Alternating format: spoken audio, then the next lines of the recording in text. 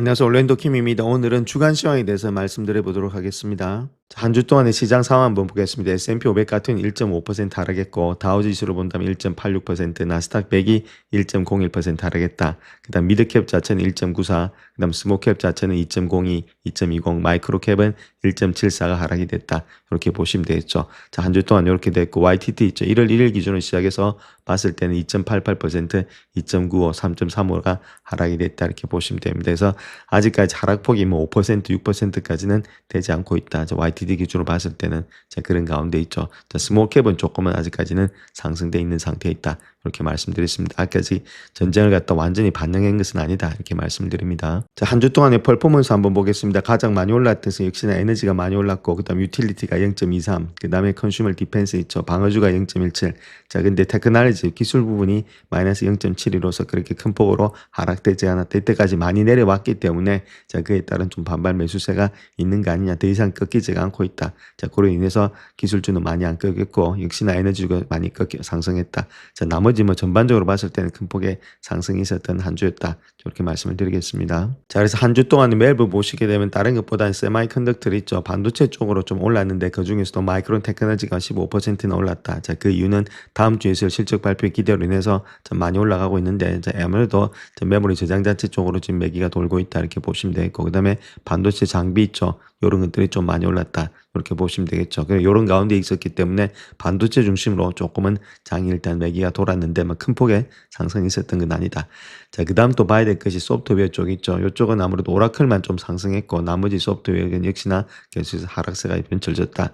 자, 그 다음 빅테크 중심에서는 구글이 좀 반등이 일어났고 나머지는 전반적으로 거의 다가 하락된 것이 이번에 섹터로 봤을 때는 기술주였다. 이렇게 보시면 되겠죠. 그래서 기술주가 올라가는 것도 있고 내려가는 것도 있으니까 기술주 자체를 본다면 큰 폭의 하락은 없었던 한 주였다. 이렇게 보시면 됩니다. 그래서 가장 잘 나갔던 것은 역시나 컨슈머 디펜스, 그 다음에 에너지 분야 잘 나갔다. 이렇게 말씀을 드렸죠. 그 다음 유틸리티 마찬가지고 자, 이런 식으로 장이 흘러가고 있다. 전반적으로 봤을 때는 아무래도 하락장이 있어서 이렇게 경기 방어주 중심으로 상승이 되고 있다. 저렇게 말씀을 드리겠습니다. 자, 그 다음 또 가치주하고 성장주 한번 보겠습니다. 5일 동안에 가치주 있죠. 가치주는 한 2% 정도 하락을 했고, 성장주 있죠. 성장주가 한 1% 정도 하락을 했다. 그래서 가치주가 좀 더 많이 하락했고, 이번에는 성장주가 올라가는 모양이 있었다. 그럼에도 불구하고, 자, YTD 기준으로 봤을 때는 지금 이제 가치주가 마이너스 0.1%, 성장주가 4.84%로서, 자, 아무래도 지금 이제 성장주가 많이 하락되는 모양이 있다. 이렇게 보시면 되겠습니다.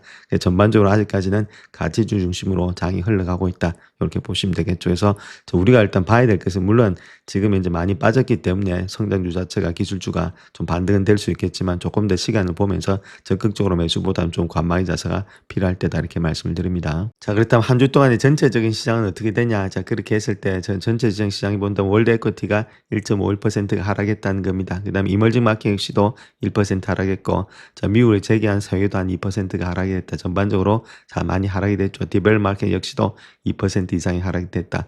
그래서 YTD 기준으로 봤을 때 지금 이제 월드 에코티가 이제 마이너스로 돌아섰다는 겁니다. 이머징 마켓은 3.73으로 상승되고 있고, 자, 미국을 제외한 마켓도 2.25%. 그래서 전반적으로 시장이 그렇게 좋지 못하고 있다. 이렇게 밝히고 있죠. 자, 나라별로 한번 보겠습니다. 브라질이 원재료 때문에 많이 뛰었는데 이번 때는 2.18%, 그 다음 프랑스, 영국, 젊은이 거의 다가 다 하락을 했죠. 자, 그 다음에 올라갔던 것은 차이나밖에 없었다. 이렇게 보시면 되겠고, YTG 기준 봤을 때는 자, 브라질하고 그 다음에 영국하고 일본만 좀 상승이 되고 있다. 전반적으로 시장이 유가 때문에 좀 안 좋은 모양이 있다. 이렇게 말씀을 드립니다.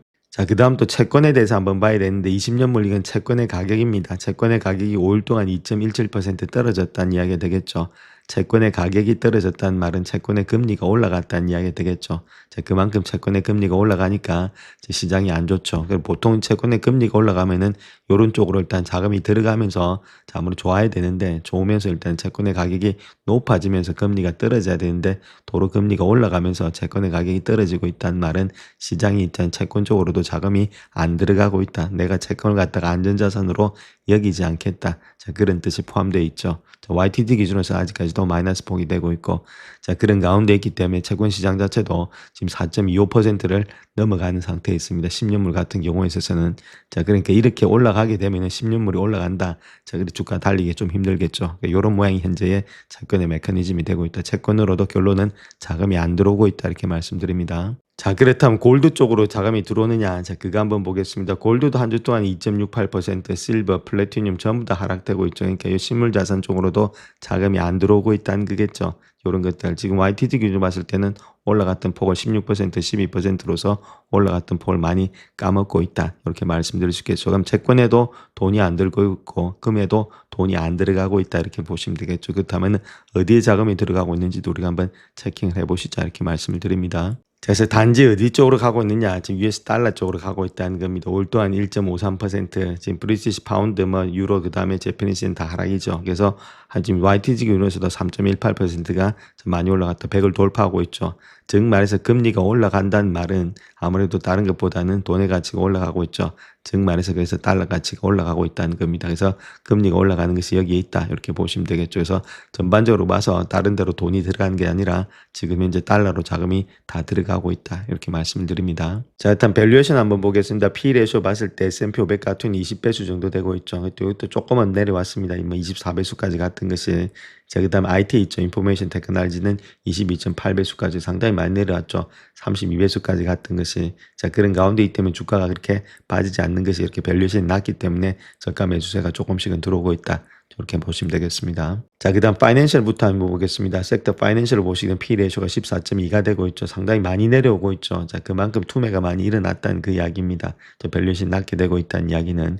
자, 아직까지 뭐 적정 주가, 적정한 그런 밸류에이션에 대해 이렇게 보긴 힘들겠고, 올라가서 지금 내려 꺾이고 있는 중이다. 자, 그렇게 우리가 보시면 되겠습니다. 자, 그래서 에너지 섹터가 거의 20배수를 넘어가고 있죠. 비슷하게 되고 있다는 건데 S&P 500하고, 물론 20배수가 여기가 그렇다고 해서 고평가되어 있다 이렇게 보면 안 됩니다. 이렇게 더 많이 뛸 수도 있으니까. 아무래도 시장이 또 불안할 때는 자, 근데 이거 자체가 계속해서 뛸지 자, 그런 것들을 계속해서 관찰해야 될 때다. 저렇게 말씀을 드립니다. 자, 그렇다면 지금 이제 PER 역수가 주가 수익 비율이다 이렇게 말씀을 드렸죠. 자, 요거 자체가 아무래도 10년물 금리보다는 커야 되겠죠. 그래야 요쪽에 투자할 수가 있다 이렇게 보시면 되는데 10년물 금리가 4.283입니다. 그래서 요 정도보다 더 큰지 자, 거기에 대해서 한번 계산해 보겠습니다. 그래서 우리가 계산해 볼 때 1 나누기 PR이니까 1 나누기 1의 역수죠. PR의 역수니까 20.8입니다. 20.8로 했을 때 자, 그때 모습에서 4.8%가 나타나고 있다. 그럼 4.8%가 아무래도 지금 현재 모습에서 4.283보다는 상당히 크죠. 그 주식의 위험 자산에 투자할 수 있는 그런 매력이 있다 그 이야기를 합니다. 즉 말해서 밸류에이션이 계속해서 낮아지고 있으니까 충분히 메리트가 있지 않겠는가 이렇게 볼 수 있겠죠. 자, 물론 이것이 낮다고 해서 무조건 일단 주가가 여기서부터 상승한다. 자, 그런 뜻은 아닙니다. 자, 그런 가운데 있고 시장 상황을 또 봐야 되겠죠. 계속해서 하락도 될 수 있으니까 해서 어느 정도는 채권에 있는 가격으로 채권 쪽으로 돈이 들어가기보다는 주식으로 갈 가능성이 있다는 그 이야기를 하고 있죠. 그래서 더 많이 빠진다면은 다음번에 더 이제 들어갈 가능성이 더 많이 있겠죠. 그래서 그런 것들은 조금은 우리가 계속해서 체킹을 하시면 이제 차트라든지 시장 상황 뉴스를 통해서 알아내셔야 된다 이렇게 말씀을 드립니다. 자, 그렇다면 현재 유가가 이렇게 올라가고 있을 때 유가가 올라가고 있습니다. 브렌트 유 자체가 많이 올라가고 있죠. 자, 브렌트 유 자체가 이렇게 많이 뛰고 있는데 이럴 때 모습 속에서 어떤 식으로 자산이 움직이고 있는지 자, 그거 한번 보겠습니다. 그때 비트코인이 있죠. 비트코인이 상당히 일단은 견조하게 현재 모습 속에서 있다. 이렇게 보시면 되고 그 밑에 이제 달러 지수입니다. 달러 지수 역시도 강하게 나타나고 있죠. 자, 반면에 좀 많이 내려가고 있는 것 자체를 본다면 요거는 일단 금입니다. 골드가 좀 많이 내려가고 있고 마찬가지로 S&P 500 지수도 내려가는 가운데 있다 해서 골드하고 지금 모습에서 주가는 내려가고 있고 달러라든지 지금 요렇게 달러 자산이 있죠. 비트코인 요런 쪽으로는 올라가고 있다. 이렇게 보시면 되죠. 그래서 요런 것들을 한번 체킹해 보셔서 자, 비트코인이 아직까지는 좀 견조하게 유가가 올라갈 때 좀 방어가 되고 있는 모양이 있다. 이렇게 말씀을 드리겠습니다. 달러가 올라갔던 이유는 인플레이션이 지금 그런 것들 올라가니까 아무래도 이쪽으로 자금이 몰린다. 이렇게 말씀을 드렸습니다. 자, 그래서 S&P 500의 주봉 보시게 되면 그 50주선까지 무너져 있는 상태 있죠. 그래서 6,500대가 지지가 될지가 관건이고 지지된다면 다시금 주가는 반등할 수 있는데 이런 것들이 밑에 내려와 있는 상태 있죠. 그래서 아무래도 이렇게 주봉선에서 이렇게 내려올 때는 우리가 주의 깊게 한번 보셔야 됩니다. 주가 자체가 다시금 반등할 수 있기 때문에 지금도 이게 펀더멘털로 무너지는 게 아니고 트럼프의 말, 즉 말해서 유가 때문에 늘어지는 것 때문에 언제든지 전쟁이 종료된다. 자, 그렇게 했을 때는 반등이 될 수 있겠죠. 그 다음 두 번째 한번 봐야 될 것이 이번 주 금요일 날 또 옵션 시장에 물량들이 많이 있습니다. 자, 그러니까 그 물량에 따라서 왔다 갔다 움직이는 폭이 상당히 심해지겠죠. 자, 그런 가운데 있던 변동성이 상당히 심한 장세가 되고 있다. 자, 그래서 이럴 때는 우리가 여윳돈을 가지고 계신 분들은 계속 체킹하시면서 매수의 관점을 생각해 보시고, 자, 많이 빠졌던 우량주 중심으로 있죠. 불량주는 안 되고 우량주 중심으로는 생각을 해봐야 될 때다. 이렇게 말씀드릴 수 있겠습니다. 자, 그럼에도 불구하고 주가 자체가 빠진 폭이 많이 없죠. 고점 대비해서 이자 빠져봤자 5%밖에 안 빠졌기 때문에 여기서 적극적으로 매수세가 들어오긴 힘들다. 그래서 좀 더 빠진다든지 좀 더 하락이 있을 때 매수의 관점에서 일단 매수세가 들어오지 않겠나 그렇게 보여집니다. 자, 그 다음 또 Fear and Greed 인덱스 한번 보겠습니다. 벌써 20까지 내려왔죠. 사람들의 심리가 상당히 안 좋다는 겁니다. 근데 주가를 하실 때는 주식을 하실 때는 이럴 때 있을 때가 주식을 할 때다 이렇게 말씀을 드렸습니다. 익스트림 피해를 거꾸로 하시면 됩니다. 개인들하고 지금 이제 뉴스하고 반대로 하시면 된다. 그렇게 보시면 되겠죠. 나중에 지나놓고 보면은 이럴 때가 담아갈 때다. 이렇게 보시면 됩니다. 왜냐면은 사람들이 다 공포에 있기 때문에 실질적으로 주가가 더 빠져서 이제 끝나는 거 아니냐. 자꾸 그런 식으로 일단 뉴스에서 이야기를 하고 있죠. 자, 그런데 그럴 때가 바닥을 향해서 나아가고 있다. 이렇게 보시면 됩니다. 주식은 우리가 생각하는 것 이상으로 훨씬 더 빨리 앞서 가고 있다. 이렇게 보시면 되겠죠. 그래서 이번 주 장기가 아무래도 좀 피크가 되지 않겠는가. 자, 그렇게 보여지고 있습니다. 그래서 이런 것들 체킹하시면서 사람들의 심리가 어떻게 변하는지를 계속해서 관찰하자. 이렇게 말씀을 드립니다. 자, 다음 빅스 지수 한번 보겠습니다. 이 빅스 지수 안에 자, 아까 보셨던 Fear and Greed 안에 빅스 지수라든지 북콜레이쇼 이런 것들이 다 녹아 있습니다. 자, 그런 가운데 있고 지금 누차 말씀드렸듯이 요거는 35 이상 올라갈 때 있죠. 그래서 35에서 40 갈 때 있죠. 그래서 만약에 40을 넘어간다. 자, 그렇게 했을 때는 그때부터는 단기 고점이 될 수 있다. 이렇게 말씀을 드렸습니다. 그래서 빅스 지수가 만약에 40을 돌파한다. 자, 그렇게 했을 때 우리가 조금씩은 매수의 관점이다. 이렇게 말씀을 드렸습니다. 그래서 이렇게 고점에서 올라갈 때 있죠. 단기 고점이 될 가능성이 많이 있기 때문에 그것이 올라가는지 피크를 치는지 자, 그런 것들은 계속해서 관찰하셔야 된다. 이렇게 말씀을 드립니다. 자, 그래서 10년물 금리 한번 보겠습니다. 10년물 금리도 지금 이제 주봉 차트입니다. 직전 저점에서 거의 4불대까지 4%까지 깼다가 그 다시금 올라가는 모양이죠. 그래서 지금 이제 4.283까지 올라가면서 직전 고점까지 와 있는 상태다. 그래서 4.3을 갖다 금리가 돌파하는지 우리가 보시고 이걸 이상으로 돌파됐다. 그렇게 했을 땐 주가는 더욱더 좀 하락세가 짙어질 수 있다. 이렇게 보시면 되겠죠. 그래서 아직까지는 상승의 추세에 있으니까 조금 더 올라갈 가능성이 있겠고 다음 주에 자, 트럼프가 뭐 융단으로 폭격하겠다 또 그런 이야기를 하고 있죠. 다음 주가 아무래도 가장 큰 분수령이 되지 않겠는가 그렇게 보여지고 있습니다. 요런 이제 금리 차트만 본다 하더라도 20년, 30년부터 마찬가지로 4.9까지 올라와 있습니다. 자, 그런 가운데 이 때문에 직전 고점이 있죠. 거의 5%, 약 5%가 또 도달하는 모양이 있다. 옛날에 5%인데 벌써 또 5% 가까이 가고 있죠. 이런 것들이 아무래도 금리가 많이 뛴다는 이야기는 결론적으로 채권 쪽으로 일단 돈이 안 들어오고 있다는 거겠죠. 채권의 가격이 떨어지고 있다. 금리가 올라간다는 이야기는 채권의 가격이 떨어지고 있다는 말은 채권의 수요가 부족하다. 채권을 사주는 사람이 없다는 겁니다. 결론적으로. 안전자산의 역할을 못하고 있다. 자, 그렇게 보시면 되겠죠. 자, 그런 가운데 있다면 이것도 계속 체킹해 보시고 그다음 빅스 지수 체킹하시면서 어느 정도 고점에 많이 갈 때, 자, 그럴 때가 조금씩 우리가 두려워할 때가 아니고 그때는 흥분할 때다. 이렇게 말씀을 드렸습니다. 그래서 다우도 한번 보겠습니다. 다우도 말씀드렸듯이 고점 대비해서 내려왔던 폭을 보게 되면 한 8% 정도 내려왔습니다. 아직까지 뭐 조정이 그렇게 깊다 이렇게 보긴 힘든데 그럼에도 불구하고 S&P 500보다는 좀 많죠. 그래서 45,000대가 지켜내는지 자, 그것이 관건이고 자, 나스닥 한번 보겠습니다. 나스닥도 좀 많이 내려왔는데 뭐 큰 폭에 내려온 건 없죠. 그래서 고점 대비해서 내려왔던 폭을 본다면 지금 한 8%, 7.5% 정도 내려왔다 이렇게 말씀드릴 수 있겠습니다. 그래서 요 라인 때도 마찬가지로 지켜낼지 자, 그걸 관점이다 21,000대. 자, 그게 무너지면 조금 더 하락세가 있을 수가 있다 이렇게 보시면 되겠고 자, 러셀도 좀 빠지고 있는데 러셀도 고점 대비해서 내려왔던 폭을 본다면 지금 이제 9%, 10% 정도 내려왔다 이렇게 보시면 되겠죠. 그래서 가장 많이 내려왔던 것이 이제 러셀, 자, 그다음 두 번째가 다우, 그다음에 나스닥 이런 순으로 가고 있죠. 자, 그런 가운데 있는데 자, 제가 보는 관점에 있어서는 아무래도 지금은 이제 약간의 더 하락세는 있을 수 있습니다. 자, 그렇지만은 주가 자체가 여기서부터 폭락이라기보다는 이제부터는 조금씩은 담아갈 때가 되지 않나 그렇게 생각을 하고 있죠. 그래서 이렇게 중소형주보다는 우량주 있죠. 자, 말씀드렸던 S&P 500에 관련된 우량주들 있죠. 자, 그런 것들은 아무래도 많이 빠지는 대형 우량주에 관해서는 우리가 계속해서 관심을 가져야 될 때다 이렇게 말씀을 드립니다. 자, 다음 요 차트 하나 보시게 되면 지정학적 갈등이 있을 때, 그런 사건이 있을 때 크루드 오일하고 에코티가 어떻게 움직였는지 자, 거기에 대해서 이야기를 하고 있습니다. 그래서 우리가 평균만 보면 되니까 자, 평균 한번 보시게 되면 26.9%가 오일 가격이 올라갔다는 겁니다. 이만큼 많이 올라갔을 때 자, 그때 내려갔던 지금 에코티 있죠. 주시장 자체는 한 6% 정도 하락을 했고 자, 그 듀레이션 그 기간 아무래도 14일 정도 걸렸다. 자, 그래서 미디안 값, 중간 값을 찾아보게 되면은 9.2% 정도가 자, 아무래도 지금 다른 것보다는 유가가 올라갔을 때, 자, 그럴 때 지금 이제 에코티 시장 자체는 5.1% 하락을 했고, 한 15일 2주 정도 걸렸다. 자, 그 이야기를 하고 있죠. 그래서 지금이 한 요 모양 되고 있는데, 조금 더 내려간다면은 주가는 좀 더 많이 갈 수 있다. 그래서 걸프전 같은 게 봤을 때는 100일 정도가 됐죠. 좀 길게 됐을 때, 그때는 14%까지 빠졌다는 겁니다. 자, 그냥 22일 정도 일단 걸렸다는 거겠죠. 그래서 우리가 봐야 될 것이 이 정도로 일단 100일 정도로 가면은 한 14%가 내려가는데, 자, 그 정도로 가지 않으면은 이 정도까지는 내려가지 않는다. 자, 그렇게 말씀을 드립니다.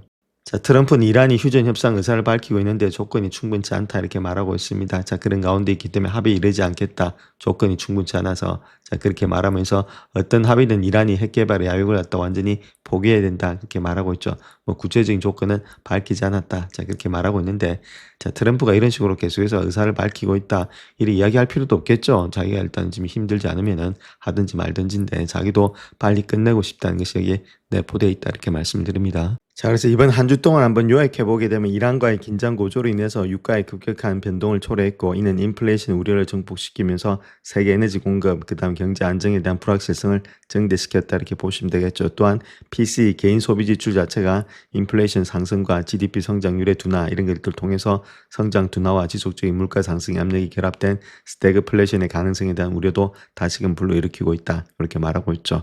자, 그런데 부정적인 헤드라인에도 불구하고 S&P 500 지수는 비교적인 안정적인 흐름을 보이는데 자, 그 이유는 투자자들의 분쟁의 규모가 제한적이고 경기 침체도 관리 가능한 수준이다. 자, 그렇게 예상을 하고 있다는 겁니다. 그래서 에너지, 유틸리티, 일부 인프라 관련주는 양호한 성과를 보인 반면에 소비자라든지 경기 순환주 이런 것들은 금리 인상, 유가 변동성, 신중한 경제 전망 속에서 좀 부진한 모양이 있었다. 자, 이것이 한 주 동안에 좀 요약이 아니겠는가 그렇게 볼 수 있겠습니다. 또 약간 좀 나쁘게 말하면 스태그플레이션이 좀 다시금 돌아왔다 이렇게도 볼 수가 있는데 시장은 지정학적 요인과 변하는 경제 전망에 따라서 변동성이 큰 한 주를 보냈는데 이란과의 긴장 고조로 인해서 주요 에너지 수송료인 호르무즈 해협의 폐쇄 가능성이 우려되면서 유가가 초반에 배럴당 120달러까지 급등을 했죠. 그 이후로 80달러까지 하락했다가 다시금 95달러, 100달러에 안착돼 있는 모양이 있다. 그래서 원유 가격의 급격한 변동으로 인해서 금융시장 전망에 파장을 일으키면서 인플레이션 우려를 다시금 불러일으켰고 글로벌 성장 전망에 대한 불확실성을 증대시키고 있다. 이렇게 말하고 있죠. 그래서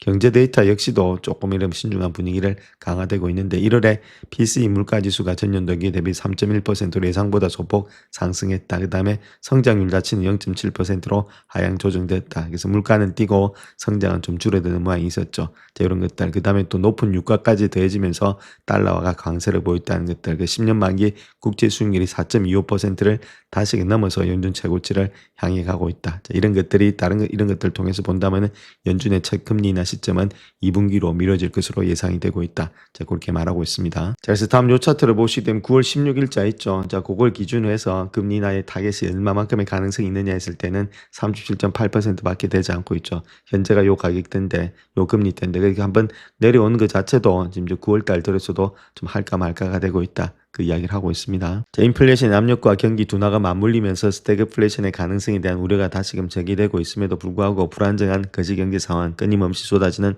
부정적인 지정학적 경제적 뉴스에도 불구하고 시장은 눈에 띄는 회복력을 보여주었죠. 큰 폭의 하락은 없었다는 겁니다.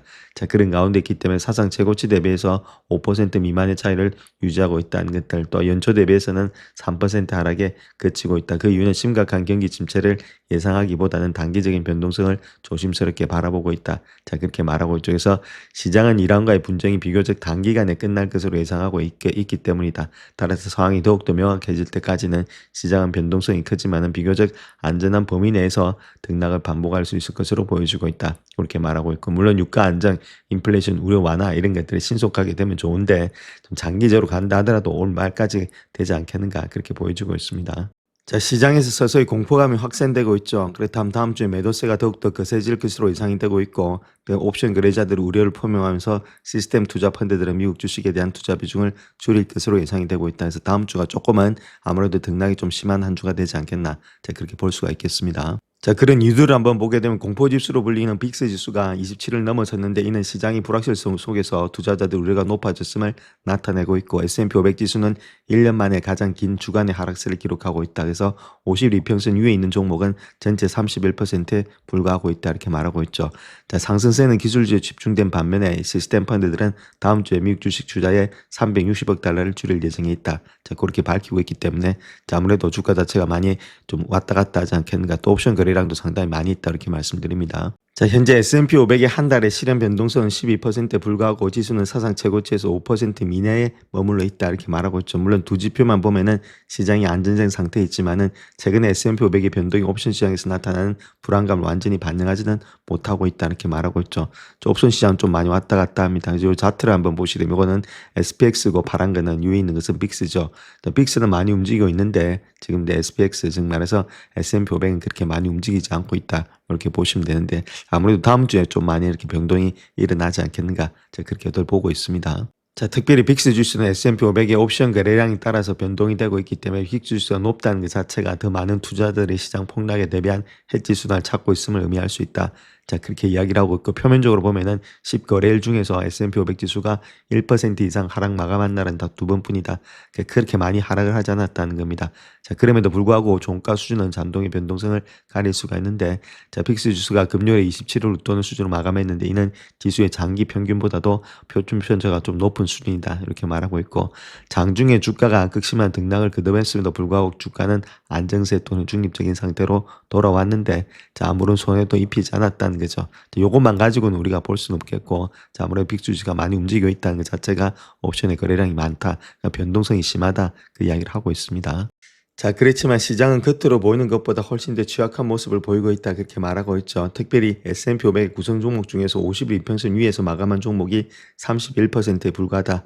저희는 11월 20일 이후에 최저 수준에 근접한 수치가 되고 있다. 즉 말해서 52평선은 시장의 강도를 나타내는데 가장 널리 사용된 지표이기 때문이다. 그렇게 말하고 있죠. 그래서 투자자들 사이에서 벤치마크 지수에 포함된 52평선 위에서 유지될 수 있도록 시장 상황이 더욱더 강세라는 인식이 펴져 있는데 50 밑에 있는 숫자들이 많으니까 그렇게 좋지가 못하다 그 이야기를 하고 있습니다. 자, 다음에 이 차트를 보시면 스탁의 퍼포먼스를 보여주고 있는데 지금 이란 전쟁 이후부터 시작해가지고 어떤 식으로 시주가 흘러왔는지 그 이야기를 하고 있습니다. 그나마 지금 3월 3일이죠. 그때부터 시작해서 다우 나스닥은 그렇게 빠진 건 없습니다. 자, 근데 많이 빠졌던 것이 러셀이 좀 많이 빠졌고 그 다음에 S&P 500, 그 다음 다우지수다 이렇게 보시면 되겠죠. 그래서 전반적으로 이런 것들이 인플레이션 올라간다고 생각하고 있으니까 금리 자체가 내려가지가 않고 올라가겠죠. 그러니까 금리에 영향을 많이 받는 러셀이 좀 많이 빠졌다. 저렇게 말씀을 드립니다. 자, 특별히 많은 트레이드들이 갑작스러운 시장 반등을 놓칠까봐 두려워하기 때문에 여전히 대규모 매도는 좀 주저하는 것으로 보여지고 있다는 금융시장이 압력에 굴복해서 정책을 번복해온 트럼프 때문인데 자, 트럼프가 아무래도 일단 이런 거 항상 급정이다 타코 거래가 있었다는 거겠죠. 자, 그로 인해서 갑작스럽게 승리를 선언하고 폭격이 정단된 후 시장이 급등하는 상황에 휘말리고 싶어 하지 않는다는 거겠죠. 내가 팔았는데 갑자기 올라가 뻔 허탈하니까 자, 그런 걸 원치 않는다. 자, 그 이야기를 하고 있고 자, 또한 가장 중요한 것은 체계적인 추세 추종의 펀드들이 미국 주식에 대해 360억 달러 규모의 투자 비중을 줄일 예정에 있다 이렇게 말하고 있죠. 그래서 다음 주에는 매도세는 좀 가속화될 수 있다. 자, 그렇게도 이야기를 하고 있습니다.